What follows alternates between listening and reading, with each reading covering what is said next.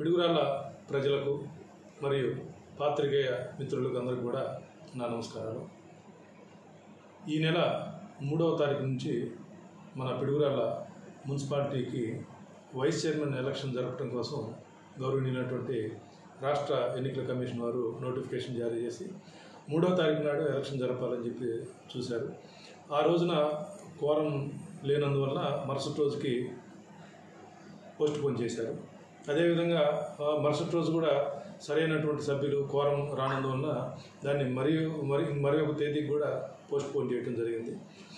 అది ఈ నెల మళ్ళీ 17వ తారీఖు నాడు జరపాల్సిందిగా దాన్ని ఎలక్షన్ కమిషన్ వారు నిర్దేశించడం జరిగింది.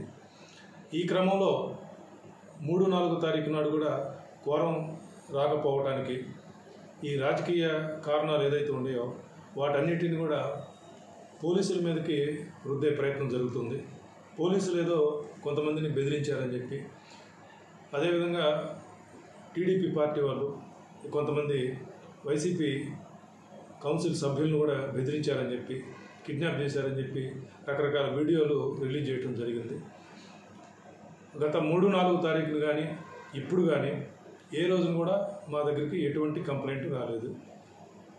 అదేవిధంగా పోలీసు వారికి ఈ రాజకీయాల్లో జోక్యం చేసుకోవాల్సిన అవసరం అసలే లేదు. ఈరోజు కూడా కొన్ని వీడియోలు రిలీజ్ చేయడం జరిగింది. 29వ వార్డు సైదావర్ అనేటువంటి ఒక కౌన్సిలర్ ఆయన ఒక వీడియో రిలీజ్ చేశారు. ఆయన హైదరాబాదు ఉన్నారు. అదేవిధంగా ఆయన హైదరాబాదులో మరి ఎందుకు ఉన్నారో తెలియదు. వాళ్ళ కుటుంబ సభ్యుల్ని ఎవరో బెదిరించారని చెప్పి దానికి కూడా పోలీసు వారి హస్తం ఉంది, పోలీసు వారు బెదిరించారని చెప్పి ఒక వీడియో రిలీజ్ చేశాడు. అదేవిధంగా 14వ వార్డు బాలకాశీ అనే ఆయన కౌన్సిలర్ వారు కూడా కనపట్టలేదు, వారిని ఎవరో బెదిరించి దాచిపెట్టారని చెప్పి వాళ్ళ భార్య ఒక వీడియో రిలీజ్ చేసిందని చెప్పి తెలిసింది. దానికి బాలకాశీ అనే వ్యక్తి నేను ఎక్కడికి వెళ్ళలేదు, నేను వ్యాపార నిమిత్తం బయట ఊరికి వచ్చాను, నా పని అయిపోగానే నేను మళ్ళీ పిడుగురాళ్ళకు తిరిగి వస్తానని చెప్పి ఆయన ఒక వీడియో రిలీజ్ చేశాడు వాళ్ళ భార్యకి తెలిసే విధంగా. వాళ్ళ భార్య చేసి చెప్పిన దానికి ఆయన బాలకాశీ చెప్పిన దానికే వాళ్ళిద్దరి మధ్యనే సరైన పొంతన కుదరట్లేదు. వాళ్ళిద్దరు రకరకాల వీడియో రిలీజ్ చేశారు. ఇటువంటి దానిలోకి పోలీసులను అనవసరంగా లాగి పోలీసులను బ్లేమ్ చేయాలని ఎవరైనా కనుక ప్రయత్నం చేస్తే మాత్రం ఖచ్చితంగా దీని మీద కఠినమైనటువంటి చర్యలు తీసుకుంటాం. దీని మీద ఏ కేసులు కట్టడానికైనా దేనికైనా వెనకడేదానికి మాత్రం లేదు. మా పై అధికారుల దగ్గర నుంచి పర్మిషన్ తీసుకొని ఎవరైనా సరే పోలీస్ డిపార్ట్మెంట్ని కానీ పోలీసుల్ని వ్యక్తిగతంగా బ్లేమ్ చేయాలని, ఈ రాజకీయంలోకి వాళ్ళు చేసే కార్యక్రమాల్లోకి మమ్మల్ని కనుక లాగాలని కనుక ఎవరైనా ప్రయత్నం చేసి వాళ్ళు చేసినటువంటి తప్పిదాలని మా మీదకి నెట్టాలని చెప్పి ఎవరైనా ప్రయత్నం చేస్తే మాత్రం ఖచ్చితంగా దీని మీద కఠినంగా ఉంటామని చెప్పి పోలీస్ డిపార్ట్మెంట్ తెలియజేస్తుంది. కాబట్టి ఎవరైనా ఇటువంటి కార్యక్రమాలు చేయొద్దు.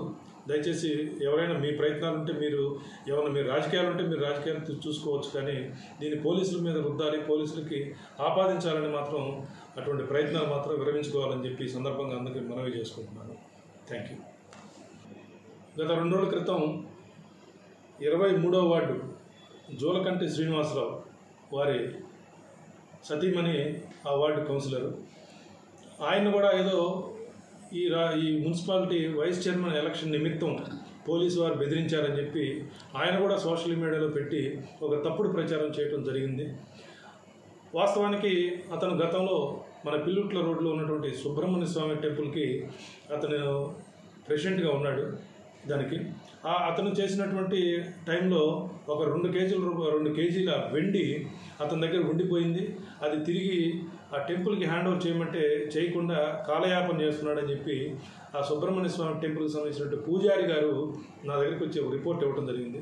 ఆ రిపోర్టు మేము జీడీ ఎంట్రీ పెట్టుకొని అతన్ని పిలిపించడం జరిగింది. మన పోలీసు వారు వెళ్ళి అతను పిలిస్తే రాకుండా ఫస్ట్ దాన్ని కొంచెం కావాలని చెప్పి దాన్ని సోషల్ మీడియాలో హల్చల్ చేసి దాన్ని అతనికి స్వార్థంగా అతనికి అనుకూలంగా మలుచుకోవాలని చెప్పి ఈ పిటిషన్ నుంచి తప్పించుకోవాలని చెప్పి దీన్ని కూడా రాజకీయంగా డైవర్ట్ చేయడానికి ప్రయత్నం చేశారు.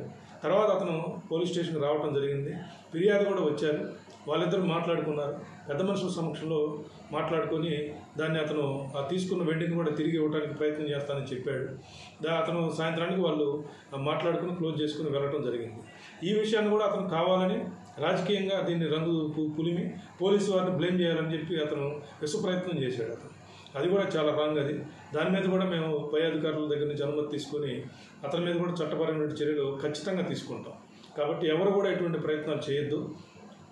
ఎవరైనా సరే ఇటువంటి ప్రయత్నాలు చేస్తే మాత్రం పోలీసులను బ్లేమ్ చేయాలని ప్రయత్నిస్తే ఖచ్చితంగా వాళ్ళ మీద చర్యలు తీసుకుంటాం. Thank you.